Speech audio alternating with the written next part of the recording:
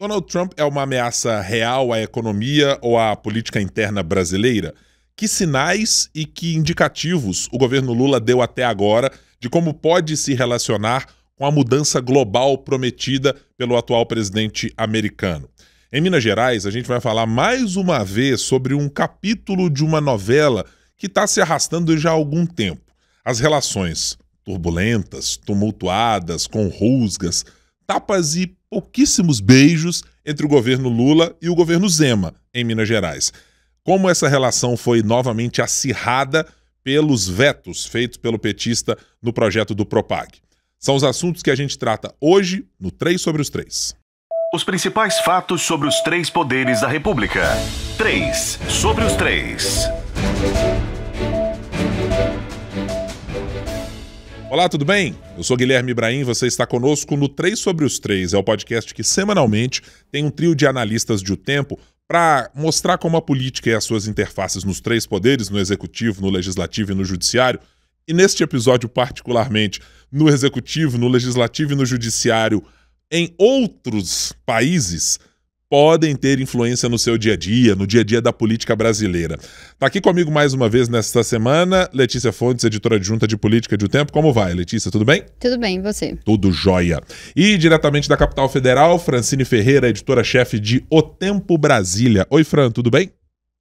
Oi, Ibrahim, oi, Letícia, tudo ótimo, né? Posso aqui já começar falando? Mas claro três indicações ao Oscar, né, de onde estou aqui. Então é um dia ótimo para gravar esse podcast. É excelente, Fran. E mais do que isso, não apenas as indicações, eu acho que é a simbologia do que aquele filme representa. Sim. É claro que todos nós brasileiros estamos com um pouco ali de orgulho que estava reprimido, de gente, vamos ter coisas mundiais. Pode ser de indicação do Vinícius Júnior para um prêmio, da chegada de um brasileiro à Fórmula 1 ou coisas assim, né? A gente está sempre em busca de novos ídolos, novos heróis, novas conquistas, e fiquei muito tocado, assim, especialmente com a mensagem que foi colocada pelo ator Selton Mello, tá? Que representa Marcelo Rubens Paiva, aliás, Rubens Paiva, né? Marcelo é um dos filhos de Rubens Paiva, deputado à época, caçado pela ditadura militar e representado brilhantemente por Selton Mello neste filme, do diretor Walter Salles, que ele fez um resumo um pouco de como eu acho que precisamos tratar este filme. Ele, para além da estética, da beleza, de tudo que o filme reúne, também é um componente importante para a gente reavivar a cultura brasileira, né? Parecer tão em baixa, a gente tão embasbacado, com um monte de coisas acontecendo em outros campos, e pouca coisa parecia nos despertar bons olhares vindos da cultura, né? Aí que legal voltarmos a esse cenário e esse palco tão grandioso que é o do Oscar, né, Fran? Muito legal mesmo. E o tema também, né? Eu acho que não poderia ser mais pertinente, né? Exatamente. Também, além de tudo isso, né? Dessa força cultural, da questão da fotografia, dos atores maravilhosos, acho que também o tema nesse momento é bem legal. A gente tá numa premiação, né, que eu também faço parte. Mas claro que sim, evidentemente. O Brasil tá numa premiação dessa, com um tema tão importante pra gente não esquecer. Esse é o momento que, se a gente estivesse nos Estados Unidos, eu, você, Letícia, e todos os brasileiros, a gente seria mais ou menos como aquela família na formatura da graduação de alguém, né? Quem grita mais? O pessoal pede silêncio, fala, gente, por favor, vocês na plateia não se manifestem, ou coisas assim. Aí a gente levaria placa, ia lá gritar na hora que aparecesse o nome da Fernanda Torres. Pera aí, Brasil, vamos lá. Essa coisa meio maluca e eufórica, como brasileiros que somos, né?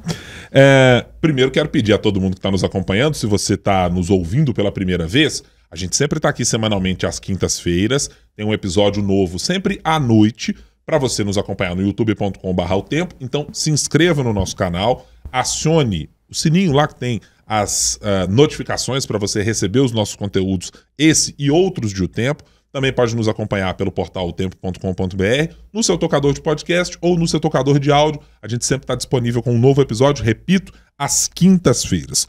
Então vamos lá, Fran e Letícia, para começarmos a tratar deste primeiro assunto nacional / internacional. Tivemos, com o discurso de posse de Donald Trump na última segunda-feira, fizemos aqui eu, o Fred do Boc e a Fran, uma live também para acompanhar essa posse, dado o tamanho e a relevância e a importância que ela tem para o cenário mundial, e de lá a gente já saiu, claro, com algumas dúvidas na cabeça, coisas para se prestar atenção nas relações mundiais e tentando depurar um pouquinho o que sairia para o Brasil naquela conversa. O presidente Lula já havia dado uma declaração antes da posse, depois fez um tweet, eu ainda estou nos velhos tempos ali, uma postagem no X, na plataforma de Elon Musk, dizendo que esperava manter boas relações, um tweet básico de cordialidade, olhando para o futuro e tentando diminuir o tamanho das rusgas já existentes entre Donald Trump e governos mundo afora. Não é exclusividade do governo brasileiro. Mas de lá para cá, acho que a gente teve um pouco mais de clareza com os atos que foram feitos pelo presidente, ordens executivas assinadas, caminhos apresentados, e que acho que nos permitem chegar a este episódio nessa quinta-feira, quando estamos aqui gravando, olhando sobre o papel dos Estados Unidos e a relação brasileira nessa conversa. Primeiro que eu quero começar aqui colocando o ponto que me parece muito relevante, e eu falei isso, acho que em um outro episódio, ou no dia a dia com a Fran, a gente conversando lá do Direto de Brasília, é que é preciso separar discurso de prática no caso de Donald Trump. E me parece que a junção das duas coisas, comparativamente com o seu primeiro governo, antes deste último de Joe Biden, para quem ele foi derrotado e agora venceu Kamala Harris, há muita diferença. Naquele havia um Donald Trump que não tinha exatamente todos os aliados a seu lado, precisava dividir poder com o Partido Democrata e abrigava alguns políticos que tinham uma ligação mais institucionalizada com fazer política nos Estados Unidos, menos radicalizada, com ideias que pareciam mais ajustadas para se ter relações bilaterais, manutenção de acordos, uma conversa com os Estados Unidos sendo o player que é no mundo, gigantesco, relevante, com a moeda mais forte do planeta e, portanto, influenciando mercados e vidas mundo afora, mas que neste governo me parece que o que Donald Trump diz e com o secretariado escolhido, com a maneira como volta ao poder, o que ele diz precisa ser mais levado a sério como uma possibilidade de que ele vá, sim, fazer um pouco do que diz. Mas é preciso separar ainda assim as coisas serem factíveis ou não. Fazer tarifação de 100% em determinados países é factível? Talvez. Mas há muitas e severas dúvidas de muita gente mundo afora sobre ele ser capaz de fazer isso. Deportação em massa nos volumes em que os Estados Unidos têm de pessoas, é possível de fazer isso num mandato de 4 anos de Donald Trump?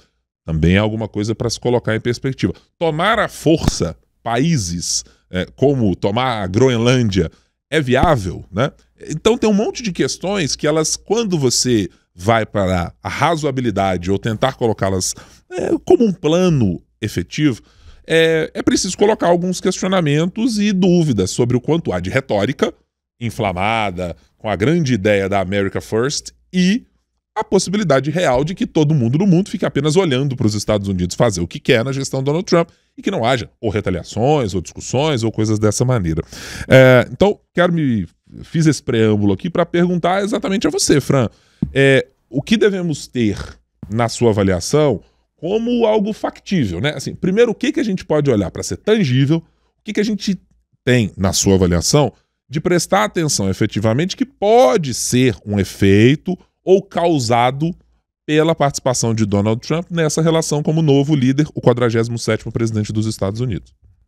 Pois estava até fazendo uma última cola aqui, mas nem querendo, não sei se vou soar repetitiva, acho que a gente falou, se eu não me engano, a gente falou aqui sobre isso, mas nessa semana, né, que foram várias participações sobre essa questão do Trump e do Brasil. Mas é isso, né? O Brasil está olhando muito para essa questão pragmática com a relação aí com o presidente dos Estados Unidos, do ponto de vista, o que vai vir de fato, como você bem disse, o que é bravata, o que são promessas e o que de fato é ali realidade. A gente começa com a taxação, né? Que antes ele estava falando de 60% para a China, ontem inclusive teve, né, essa queda no dólar, porque ficou aí em 10%, se eu não estou enganada. Então, isso todo mundo pegou de forma positiva, né? Investidores de surpresa, né? O mercado de surpresa de uma forma positiva. Agora, eu acho que acredito que caminha muito para uma coisa assim, esperar a cada dia, vem um governo muito imprevisível, né? Porque é um segundo mandato, e nesse mandato ele tá mais confortável, ele tem mais apoiadores, então isso também, ao longo do tempo, o que poderia ser só bravata, vai crescendo, mas depende muito também de qual vai ser esse tratamento com os dois países, com cada país. Tanto é que é por isso, inclusive, que o Itamaraty, os diplomatas, preferem tratar isso com aquilo assim, provocou o Brasil, qualquer coisa. Vamos ver o que de fato, né? A gente pode manter na diplomacia o que de fato vai afetar mesmo. No mesmo dia da posse, né, quando questionado sobre a questão na América Latina, enfim, ele falou, e do Brasil especificamente, o Donald Trump falou, né? Eles precisam de nós mais do que precisamos deles. E ele ainda acrescentou, né? Todo mundo precisa de nós. E aí, quando a gente olha numa visão mais geral, pensando em BRICS, por exemplo, né? Que eles querem justamente substituir aí o dólar como moeda nesse comércio internacional, nessas transações. Obviamente, Donald Trump antes já tinha criticado isso e agora permanece com essa posição. Brasil está na presidência do BRICS, né? Então, isso também pode ditar muito como que vai ser essa relação comercial, por exemplo. Então, até que ponto o Brasil e o grupo econômico esse bloco vão levar isso para frente, né? Porque daí vai vir, sim, do outro lado uma resposta, não se engane. Ao mesmo tempo, Brian, eu acho que tem fatores muito políticos, sociais, que talvez impactem mais aqui. Tem a questão inegável que é um crescimento, um fortalecimento da oposição ao governo Lula, isso a gente já falou, isso é inegável, e não só aqui no Brasil, mas em outros países também há esse crescimento, uma vez que a direita venceu nos Estados Unidos. Por outro lado, o judiciário também é um ponto para ficar que a gente ficar atento, porque o que a gente viu no dia da posse, durante a campanha também, foi a aproximação, né, desses CEOs, donos de Big Techs, justamente aí com Donald Trump. E isso, querendo ou não, pode ter impacto aqui quando a gente olha esse momento em que o Supremo Tribunal Federal, ele discute dois processos, 2 ações ligadas ao marco civil da internet e, ao mesmo tempo, também que, após o fim da política de checagem, o governo resolveu tomar para si essa discussão, uma vez que tem sido o principal alvo, né? Questão do Pix, questão de outras fake news. Então, e o governo tem estava saindo perdedor de todas elas. Então, é de interesse do governo federal tratar sobre isso. Só que essas Big Techs também, elas estão dando sinais do ponto de vista, tipo, olha, a gente não tá ligando muito para essa discussão agora, não. Porque ontem teve aquela reunião, audiência pública da Advocacia Geral da União, com representantes da sociedade civil, e todas as Big Techs foram convidadas, não enviaram representantes. Então, eu acho que há um empoderamento também do que a gente fala, às vezes, dessa internet sem leis, né? Dessa falta de... Ô, Fran, e tem um ponto aí que você está mencionando que eu acho que eu vou tentar fazer uma analogia com uma expressão, aliás, que se usa, né? Por vezes, quando você vai decidir sobre alguém se filiar num partido, né, um vereador, alguém que é candidato a deputado, às vezes ele precisa conversar não apenas com a direção estadual ou municipal do partido, como tem que conversar com a direção nacional.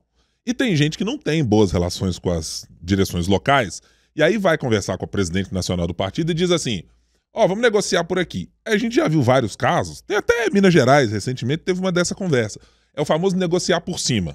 Você negocia com quem manda, e lá embaixo a turma que se vire. Acho que claramente as Big Techs estão exatamente nessa toada. Moçada, estamos preocupados com os acordos e os problemas locais, não. Nós agora negociamos no nível Donald Trump. Estamos negociando com o CEO do mundo na cabeça de boa parte deles. Então acho que é isso que eles estão pensando, e de largar a mão um pouco dos países, né, dos demais.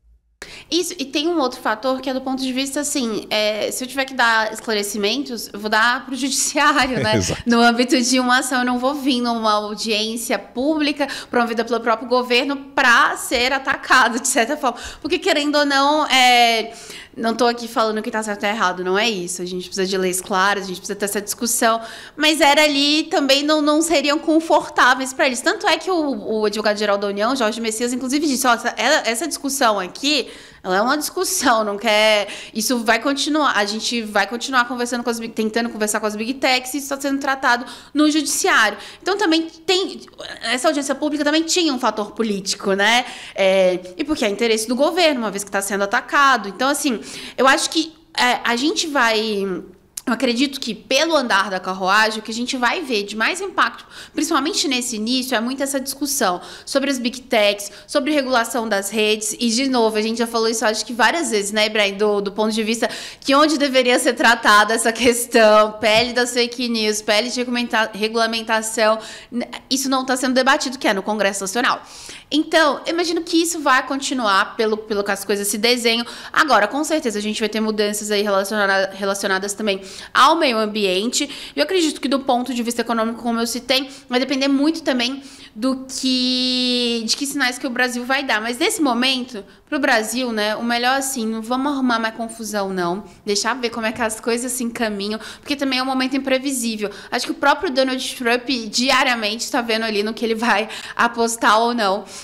Então, a gente tá nesse momento. Diplomacia brasileira, como sempre, né? Momento de cautela, de ver como as coisas vão andar. Agora, politicamente, também, governo já ligado em 2026, né? Porque tá vindo é uma onda e, obviamente, a oposição vai aproveitar essa onda de Donald Trump nos Estados Unidos.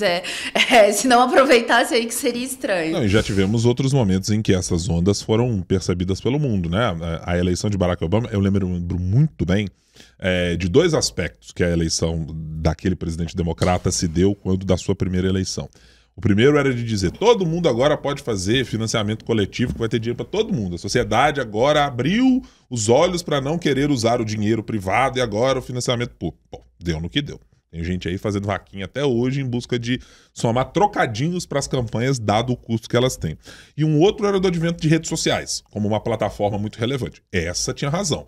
Quem aprendeu com aquele momento, aprendeu algumas coisas sobre como usar as redes sociais, as plataformas, e que pouco tiveram a ver com outros usos que elas ganharam pela extrema-direita e depois por outros grupos que tentaram se associar, mas essas ondas geram esse tipo de movimento que tem gente ao longo do mundo que capta, né? Os Estados Unidos irradiam conhecimento pelas suas universidades, pela influência que tem na tecnologia, pela influência cultural que tem, irradiam muitas dessas coisas para o mundo, né? Nem todo mundo surfa com ondas boas e com coisas boas. Tem gente que vai surfar com prancha de bodyboarding ali meio na superfície, fica ali nadando e as coisas podem acontecer. Letícia, você está em que ponto dessa discussão? O governo brasileiro deve ter preocupações severas com Donald Trump, o governo deve tratar com passo de espera. Você pensa alguma coisa a respeito da política interna, menos do que nas relações internacionais? Como é que você avalia a questão? Acho que são dois pontos, né? Tem a parte econômica e a parte política. Da parte econômica, vocês já citaram isso, eu acho que o Trump ali nos Estados Unidos pode fazer o Brasil se alinhar mais ao BRICS e talvez isso daí pode trazer uma questão de uma oportunidade talvez para o Brasil por causa dessa política protecionista do Trump de elevar algumas tarifas, talvez para o agronegócio brasileiro pode ser uma questão que ele consiga mais para a China, né? Porque os Estados Unidos vai aumentar as taxas da China, a China provavelmente também vai aumentar essas taxas ali para os Estados Unidos e o Brasil pode se beneficiar de alguma forma, né, dessa questão. Mas aí, por outro lado, a gente tem a questão ali do aço também, brasileiro, né? Que isso daí também pode prejudicar o Brasil, né? O aço que manda para os Estados Unidos. Do lado político, eu acho ainda que é um pouco incerto saber exatamente o que vai acontecer, de como que essa onda de direita pode vir para o Brasil. A gente viu alguns parlamentares, algumas figuras de direita ali na posse do Trump, mas eu não vi ninguém com tanta relevância assim, não aconteceu nada. Eu acho que a questão de como que o Trump vai levar, né, vai se relacionar com o Brasil, vai ser a forma como foi no primeiro governo dele, vai ser indiferente realmente. Eu acho que não precisa nem, pelo menos nesse primeiro momento, se preocupar com uma interferência dos Estados Unidos no Brasil e nem a direita se animar também com uma interferência do Trump, porque ele mostrou ali que para ele é realmente indiferente. Ele, no primeiro mandato dele, foi a primeira vez que um presidente passou 40 anos, um presidente dos Estados Unidos não veio no Brasil. Eu acho que isso vai continuar. Acho que isso não vai ter... E olha que naquela época a gente tinha um governo que não era de esquerda, como é de agora. Era o Bolsonaro e o Temer. E ele não veio para cá. Então eu acho que essas questões ali... E tem uma outra questão que eu fico pensando que a polarização nos Estados Unidos e no Brasil são um pouco diferentes. Não sei se vocês concordam com isso. A questão ali da polarização, do conservadorismo ali da direita dos Estados Unidos, para mim é mais relacionado a uma questão do conservadorismo e a questão da imigração. A direita no Brasil, para mim, é mais uma questão econômica, um ódio ao PT. Então, eu fico pensando que talvez essa polarização Estados Unidos e Brasil, ela é diferente. Então, tem que, acho que talvez esperar como que isso vai vir para cá. Mas tem um ponto de atenção que eu acho. Tanto o governo Lula quanto o governo Trump são governos que ganharam com uma margem apertada. E com essa margem apertada, o que acontece? A gente tem visto o governo Trump e o governo Lula talvez governando ali com base na sua base ideológica, não se aproximando tanto ao centro quanto as pessoas que não votaram nele. E nisso a gente está vendo o problema que o Lula está passando agora, principalmente nessa questão da comunicação. Se você não governa, se só vai ali na sua plataforma ideológica para governar, como que você se aproxima em quem não votou em você? Como que isso vai acontecer nos Estados Unidos também? Aí, Letícia, tem um ponto que, eu não sei se a palavra que eu vou usar é discordância com você, mas é que eu acho que na dinâmica da política americana, ela faz menos diferença. Trump tem ressaltado, e disse isso no seu discurso, do ponto de vista de ganhei na eleição, em todos os cenários possíveis, né? Ganhei com os delegados, ganhei na votação popular, porque como o cálculo é feito de maneira diferente, não é uma votação direta como é no Brasil, ele também teve mais voto popular para vencer. E aí, de lambuja, levou ainda Congresso e Senado. Então, eu acho que ele, diferentemente do governo Lula, em que essa margem estreita com a população, efetivamente ela foi refletida no Congresso Nacional, né? Ela deixou o governo, na relação com o Legislativo, muito fragilizada. Trump, ao contrário, tem uma vantagem competitiva no mercado interno, né? Ela não, talvez ela inclusive nem alcance. Que eu digo ali que ele tá polarizado, Sim, assim, claro, popularmente, assim, com a população. Como que ele vai governar, assim, se ele não for ao centro e se for nessas pessoas ali que não concordam com o governo dele? Que é uma questão que eu vejo, que esse governo Lula, você vai levar só a sua plataforma ideológica, você não vai ao centro, para quem não votou em você? Em que medida que isso ali pode, tipo, seguir a se reeleger, no caso? E tem um dado objetivo, né, Letícia, que Donald Trump não foi reeleito. Donald Trump precisou ter um hiato de 4 anos exatamente porque usou um discurso ao longo dos 4 anos que não permitiu conquistar mais eleitores e foi derrotado por um presidente, convenhamos, já naquela época, com muitas fragilidades para construir um discurso mais nacionalizado. Joe Biden já tinha problemas gigantescos e precisou fazer várias concertações, mas era uma pessoa muito benquista dentro do Partido Democrata. Mas é sempre preciso ressaltar, porque parece que assim, só colheu vitórias. Não colheu vitórias. Colheu derrotas. É o primeiro presidente dos Estados Unidos que é um presidente condenado, ocupando a cadeira de presidente. Tem mais de 30 processos que restam sobre ele. Tem muita coisa também que está no pacote que não me fazem crer que Donald Trump exatamente também não está preocupado muito se vai agradar uma parte da sociedade americana, né? Me parece estar preocupado com o eleitor, digamos, o americano médio, não está muito preocupado. De vez em quando solta os escudos, não, coisas aqui ou acolá, mas em geral algumas atrapalhadas, né? Tem um ponto, Letícia, que eu acho que me causa mais atenção a respeito do Brasil, eu acho que ele tem a ver com a política interna. É porque eu sou daqueles que acha que, mais do que acha, né? Eu estou olhando para a história e como oposição sempre se configurou no Brasil. Oposição é barulho e barulho para gerar engajamento popular. O PT sempre foi mestre em ser oposição no país e conseguir engajar as pessoas numa ideia de que todo esse sistema que estava aí de políticos pós-ditadura, mesmo gente que participou da Constituinte, era gente que não era exatamente o PT. Porque era uma oposição que fazia barulho.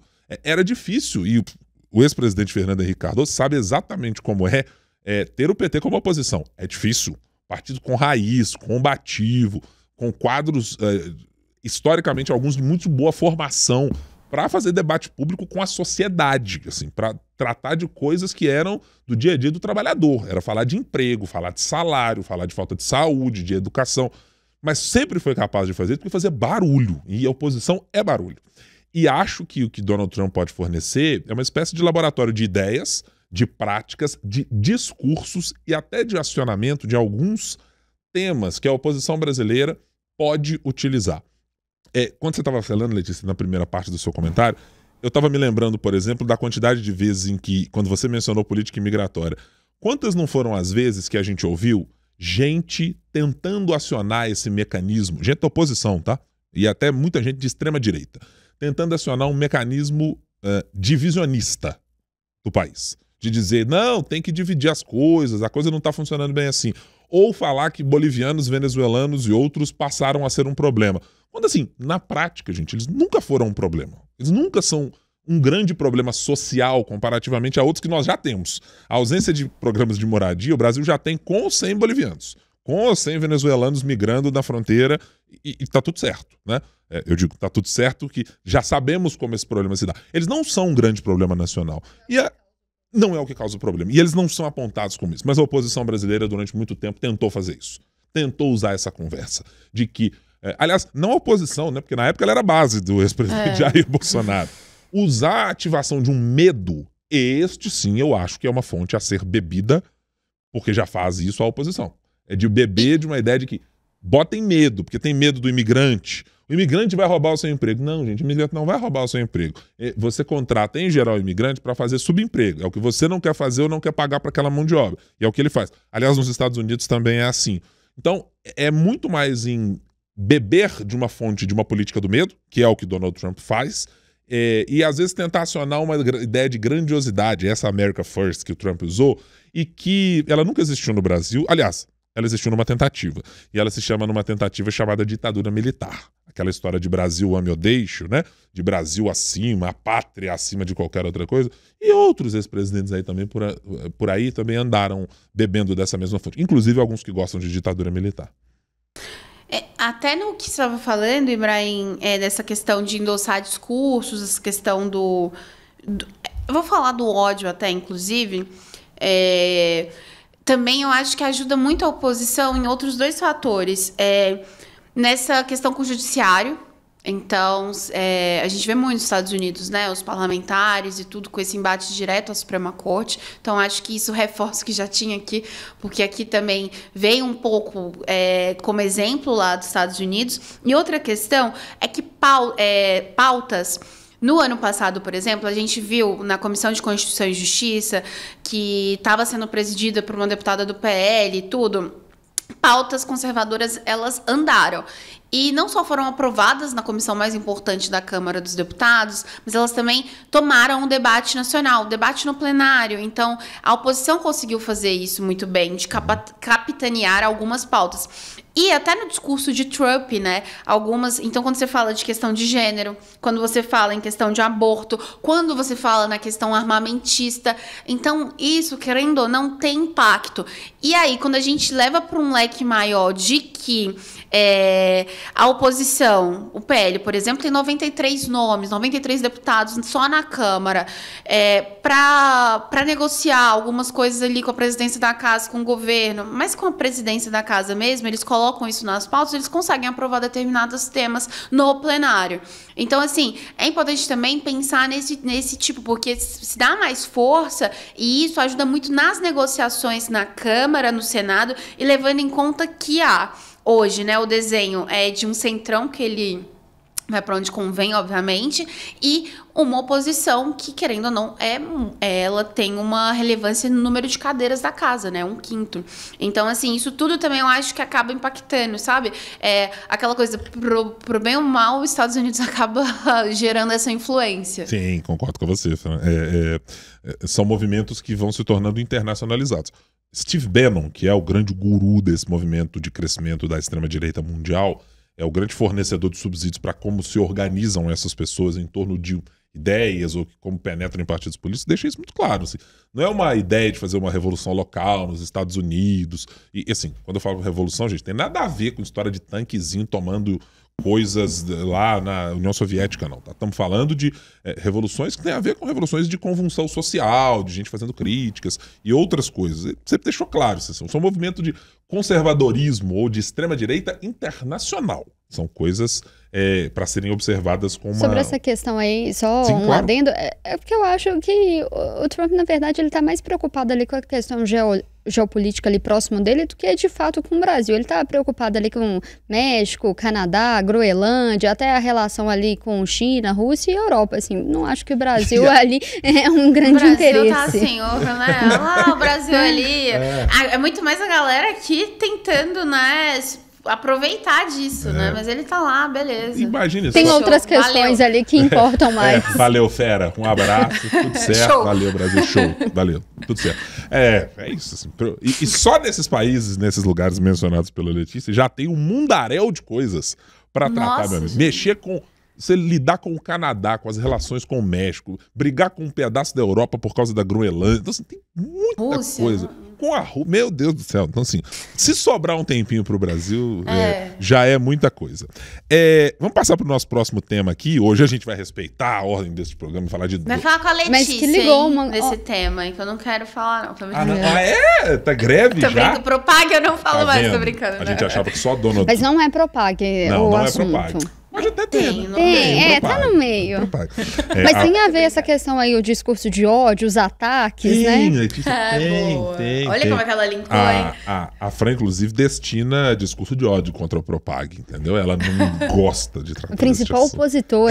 total. Nossa, não, ela eu só quero que façam as contas, cada um e paguem, se acertem. Cada um paga a sua conta, por favor. Já colocaram até Jesus Cristo, né, na conversa. Jeito da gente pegar. Vocês conhecem aquele aplicativo Splitwise, não conhecem?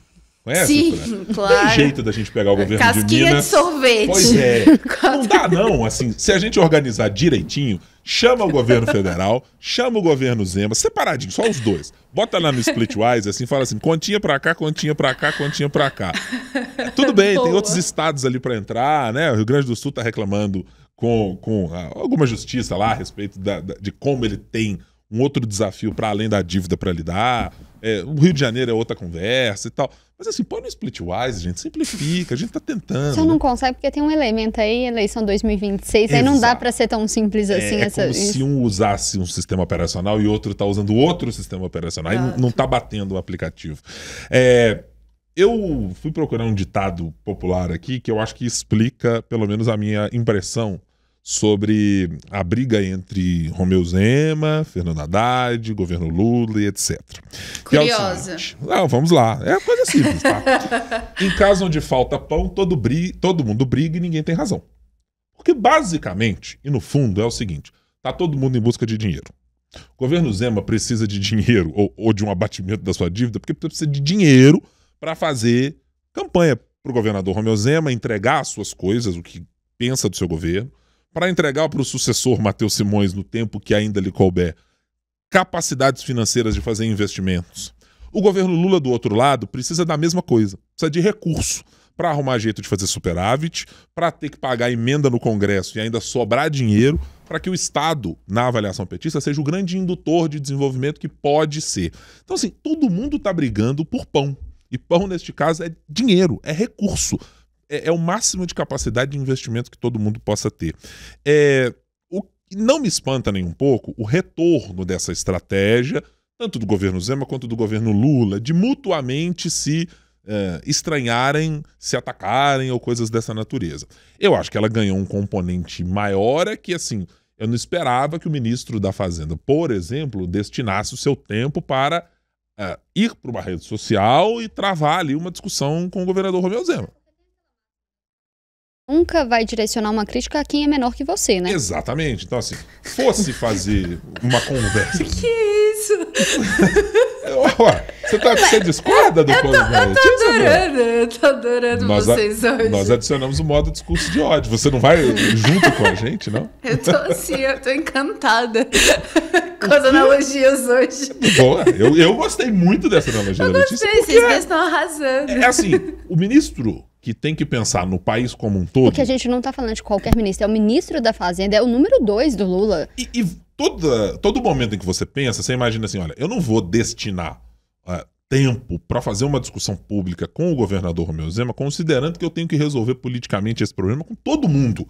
Não é só com o governador Romeu Zema, é com o governador do Rio Grande do Sul, é com o governador do Paraná, é com o governador do Rio de Janeiro, é com o estado de São Paulo, com muita gente. Então, assim, destinar apenas ao governo Zema, eu concordo com a Letícia um pouco. Me soa um pouco estranho que o governo tenha decidido tomar essa posição. Aí vai carecer mais pra frente da gente entender, ouvir bastidores, saber em algum momento porque é que a estratégia foi de uma só. Talvez pela eloquência do governador Romeu Zema na crítica, diferentemente daquela que foi feita pelo Rio Grande do Sul, ou por uma análise de comunicação de que, olha, mexer com a população do Rio Grande do Sul no momento difícil ainda, então um olhar para o governo federal muito diferente, ou um entendimento de que em 2026, Minas Gerais é estratégico e sempre foi para as eleições e, portanto, enfraquecer um governo Zema tem a ver com melhorar, hipoteticamente, o que o governo Lula pode buscar de eleitorado aqui dentro? Então, eu acho que tem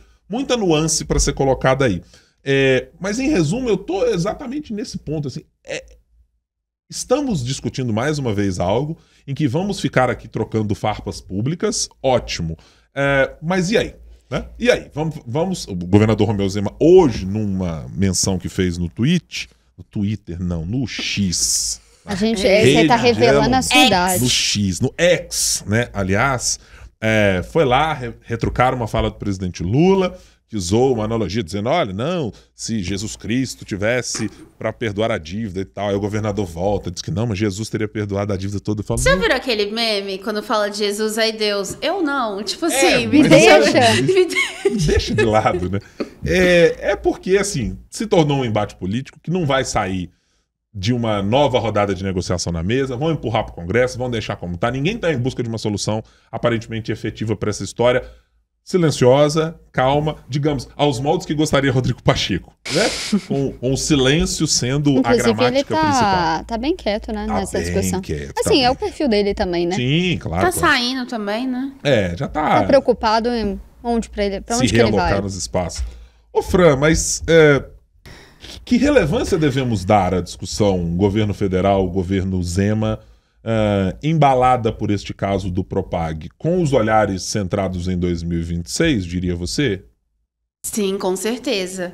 Eu acho que já passou aí, né? Já se misturou e muito o que é institucional e o que é plano eleitoral. Governo Lula, depois dessas trocas na comunicação, vem mais forte do ponto de vista mais crítico, mais alfinetando, mais usando ali dos eventos, usando as coisas para fazer esse contraponto aos adversários. A gente viu isso lá quando teve esvaziamento, inclusive, do evento do 8 do 1 aqui em Brasília, que foi promovido pelo Planalto. Muita gente deixou de comparecer justamente falando, olha, não vai ser um evento institucional, né? Vai ser um evento mais com cara eleitoral, de propaganda. E ontem o que a gente viu naquele evento da concessão da BR-381 foi de forma ordenada, né? Então, primeiro vem o ministro Renan Filho e, né, critica. Depois vem Rui Costa e critica. Rui Costa já tinha criticado antes, num programa também governamental, no Bom Dia Ministro. Depois vem Lula e fecha com chave de ouro. Depois, os próprios deputados também engrossam esse coro. Depois vem Rodrigo Pacheco, não cita Zema, não falou nada disso, mas disse lá, temos que agradecer a Lula. Então, nem e a gente tem o presidente da Assembleia que falou que vai agradecer em nome de Minas ao governo federal por conta da concessão. E eles nem colocaram em questão a questão dos vetos, né? Então, tipo assim, é como se o projeto também do Propag, por exemplo, nem tivesse sido vetado alguns trechos ali que os governadores querem. Então, assim, formou-se uma estrutura realmente. Então, o que o governo vai fazer esse ano chega de apanhar. A gente vai agora bater também. Então, vamos. Me parece até uma oposição, sabe? Tem uma apuração parece aqui duas de oposições, assim. Eu tenho uma apuração, né, do pessoal de Brasília que eles fizeram. Vou puxar a sardinha pra ela. Vamos ver se a chefe dele. Se a chefe de Brasília concorda. Não, mas as matérias de ontem falando que justamente, né, cansou de apanhar, vamos atacar, que aí de forma ordenada. Eu vou usar um pouco do que me cabe no meu cantinho aqui. Eu recebi ontem no Café com Política o vereador Pedro Rousseff, que é um adepto fervoroso desta prática, de nós como governo Lula, né, como integrante da base, né, do governo Lula, um aliado do Palácio do Planalto, diz assim, não, a minha conversa como base não é ficar aqui olhando para o pessoal do que ele classifica da extrema-direita dar porrada, não. Eu bato junto.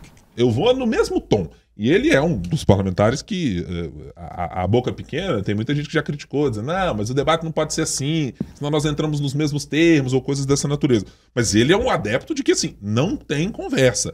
batem daqui, a gente bate na mesmíssima moeda. Talvez o governo esteja entrando nesse modo. Posso fazer também. Uma advogada do diabo aqui? Por favor, Letícia.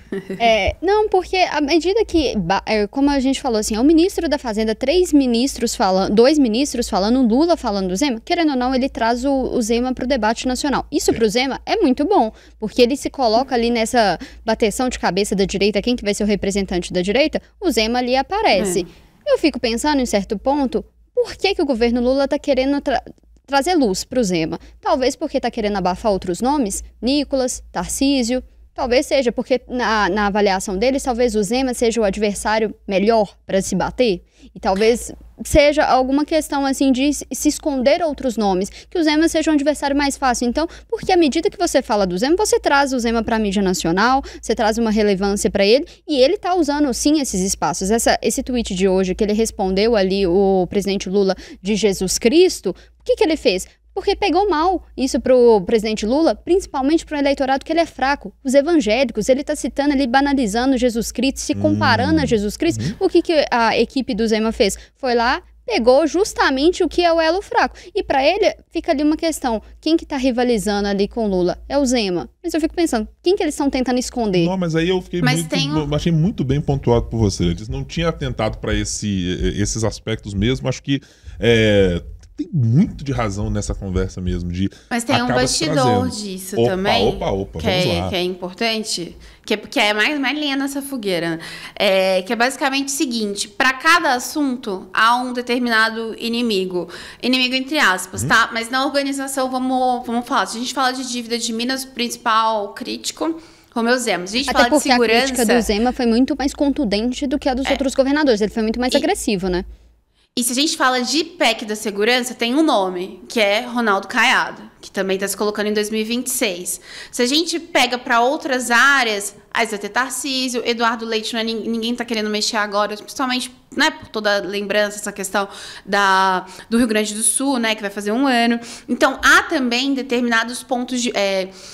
há uma organização interna no Palácio do Planalto, do ponto de vista que, para cada tema, há um nome que nós precisamos rebater. Então, o que a gente viu ontem, tudo por mais que era a concessão da BR-381, tudo girou em torno da dívida de Minas. Quando a gente pega a PEC da segurança, o que a gente espera agora, pelo menos o que você fala nos bastidores, é justamente voltando para isso do Caiado. E um outro componente importante para a gente lembrar é que quem é um ministro agora da comunicação é um marqueteiro, né? O Sidônio Palmeira, que já foi o quê? Também marqueteiro da campanha do Haddad, campanha vitoriosa do Lula de 2022, e querendo ou não, o nome que está se colocando para 2026 é de Fernando Haddad, caso o Lula decidir não concorrer, né? Então a gente também tem esse outro componente de que é o momento também que o Haddad vai ganhar mais visibilidade nesse governo. PT decide nesse ano, né, como que vai ficar ali internamente. Eu acho que vai continuar tudo brigado mesmo. Não tem muito mistério em relação ao PT. Se eu estiver enganada, depois eu falo que eu estou errada mesmo. Mas podem me cobrar. Mas tem esse componente também. Então, assim, como se fosse um tabuleiro ali, né? E as peças vão se encaixando. Mas eu acho que é importante a gente lembrar disso, né? De quem também está ocupando, quem que está por trás dessa comunicação, quem que agora que está mexendo com essas peças. Então, a gente tem um marqueteiro que saiu vitorioso na última campanha presidencial. Então, tudo isso também vai estar agora. Virou tudo eleição 2026 Mas eu realmente mesmo. Eu fico com medo, assim, porque quando você coloca muito uma pessoa em um protagonismo, querendo ou não, você coloca ela ali pra cena. A mesma coisa que eu vou falar, quando o governador fez a entrevista semana passada, né, com você, Guilherme, ele citou o Cleitinho. Aí eu fico pensando, qual que é a relevância dele ficar citando o Cleitinho? Porque ele torna o Cleitinho maior, assim... Porque tem tudo aquilo, assim, talvez ele errou em citar o Cleitinho, não sei. Não, Letícia, Fran, e eu tô aqui, assim, vocês trouxeram tanta coisa boa nessa conversa, que eu tô achando que nós vamos ter que fazer daqui a pouco um episódio sobre essa conversa. É porque, assim, os ecos de 2026 parecem estar nesse lugar, parece ter um primeiro dedo do modo Sidônio Palmeira de... identificar e indicar o caminho comunicacional para o PT. Isso representaria uma mudança ou uma volta a uma espécie de raiz do partido de ser o combativo, né? De ir para as brigas e tomar esse espaço de discussão mais ferrenha como o espaço em que o PT se sente confortável para chegar em 2026, todo mundo pronto, dizendo assim, aqui ó, Nós treinamos esse ano e meio, assim, para saber como é que esse embate se dará, inclusive para medir o quanto se briga ou não briga, responde ou não responde. Eu acho que a gente tá com subsídios bem bons, assim, pra gente trazer um episódio muito legal e eu tô pensando para fazermos isso no futuro. Digo isso porque a gente tá chegando aqui ao fim do nosso episódio de hoje. Tá, olha só.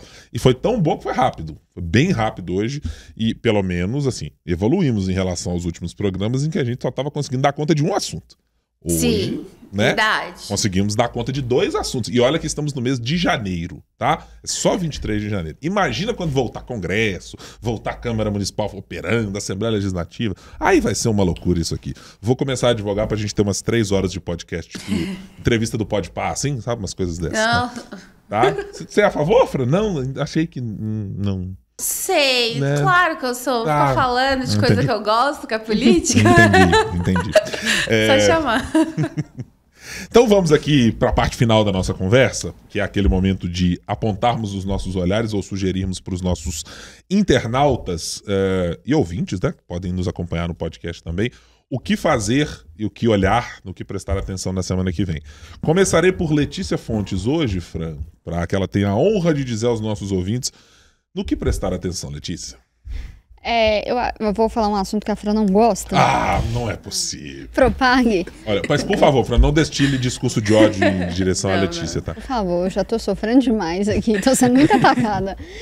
Eu acho porque fica essas críticas todas em relação ao Propague, mas assim, que articulação que tá sendo feita ou se está sendo feita para derrubar esses vetos. Já comecei a fazer umas enquetes ali, conversando com os deputados, para ver o que...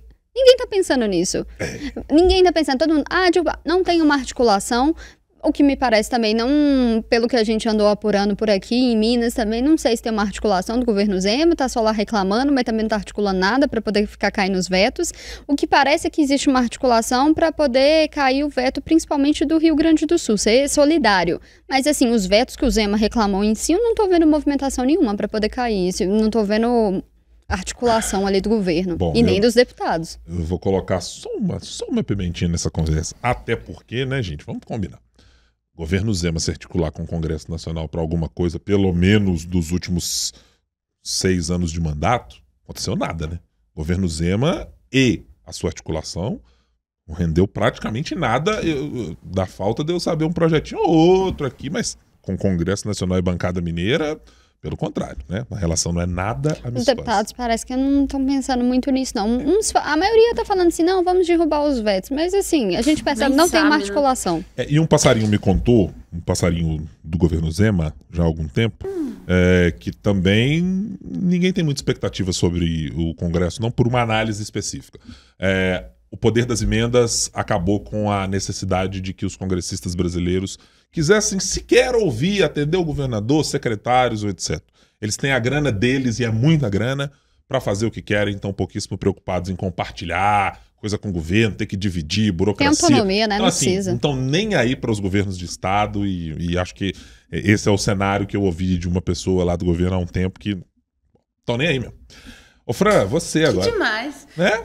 Super legal. A gente elege a bancadinha mineira e a moçada... Por isso que essa questão do veto é mais uma questão política agora do que de fato ali vão resolver isso. Né? Exato. E quero ser contrariado, tá, deputados federais mineiros? Gostaria muito que vocês tivessem agora muito trabalho para mexer no Propague e achar a melhor solução para o governo de Minas e para os demais estados, né? Como mineiro, evidentemente que eu quero que o meu estado tenha condições melhores para melhorar a condição do meu servidor, para melhorar a condição do policial militar, do servidor da educação, de todo mundo que precisa ter recomposição salarial e melhorar a estrutura do Estado. A gente quer, evidentemente que quer. Fran, você. Eleições Câmara, Senado, né? Câmara dia 3 de fevereiro, Senado dia 1º, então a gente no sábado. Então a gente vê aí durante a próxima semana uma articulação. Está dando certo, né? Ali os nomes, Hugo Mota e Davi Alcolumbre, mas tem uma questão de divisão de comissões, então tudo isso deve mexer, porque isso também acaba mexendo na reforma ministerial tão falada aí, que vai ser feita pelo governo Lula. Você falou em reforma ministerial, a minha atenção vai ser destinada para um olhar que eu quero ter para o governo Zema.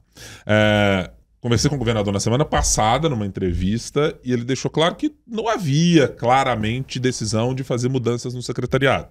Mas uma delas surgiu logo depois. A secretária Luísa Barreto sai do planejamento e vai para a CODENDE para participar, entre outras coisas, das discussões sobre Propag, a possibilidade de privatizações e outras coisas assim. E eu acho que, inevitavelmente, o governo vai ter que tocar nessa conversa no ano de 2025 para preparar um terreno melhor para a saída de Romeu Zema e para a chegada de Matheus Simões. Então, eu acho que vai ter gente chegando ao governador dizendo: governador, vamos repactuar coisas aí. Vamos pensar para o futuro. Como é que nós vamos fazer essa conversa? E quero ver o quanto a relação turbulenta, se vier que ficou, alguma, entre o governador e o senador Cleitinho, por exemplo, vão impactar nas decisões dos republicanos ou do novo partido para onde for o senador Cleitinho. Assim, como é que esse arranjo na direita brasileira pode mexer com a composição também até do secretariado do governador aqui em Minas Gerais?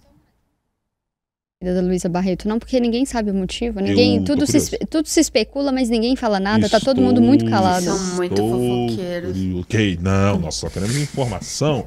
É um bastidor. Bem do povo mineiro. É um bastidorzinho. Um bastidorzinho a gente gosta, né? Ô, Fran, a gente volta a se falar na semana que vem. Tchau, tchau. Sim, até semana que vem. Letícia Fontes, obrigado. Semana que vem a gente tá por aqui. Até semana que vem. Obrigado a você também que esteve conosco no 3 sobre os 3. Se inscreva, clica aí no botãozinho de curtir esse conteúdo, se você gosta, evidentemente. Compartilhe com quem você quiser. Semanalmente estamos aqui, sempre às quintas-feiras, hein? Tchau, tchau.